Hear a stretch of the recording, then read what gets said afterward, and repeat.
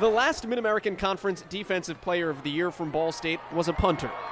Until this year, when the MAC's Defensive Player of the Year once again hailed from Muncie. I was a running back.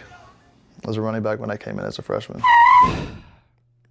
Okay, let's rewind. I'll look at the camera when I say this. If you all put on Brandon Martin's shoes, you would take them right back off if you had to go through what he had to go through. Brandon Martin came to Ball State in 2016, a running back from the north side of Indianapolis. But he never got to play running back in college. I tore my meniscus and partially tore my ACL. I came back in that spring and I tore it again. I tore my meniscus again. It was really difficult because, right when I did it, I knew what it was. So, had that moment of like, I don't want to have to deal with this again. So a year and a half into his career, Martin barely set foot on a field. And then this guy can be on the field for us at linebacker, and it's a credit to him for being able to showcase that he had the tools to play multiple positions. Even starting 6 times. He finished third on the team in tackles, having only played linebacker 1 year prior, his senior high school season.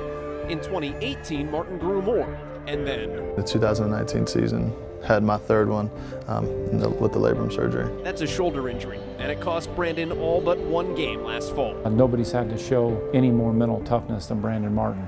It gives me chills to think about everything that he went through to get to this point, but Brandon Martin is a star. Because after his 3rd surgery and 2nd season-ending procedure, Martin became the best defensive player in his league, on pace for 170 tackles had 2020 been a full schedule. If you would have told me that when I came in as a freshman, as an 18-year-old kid, I would have laughed at you.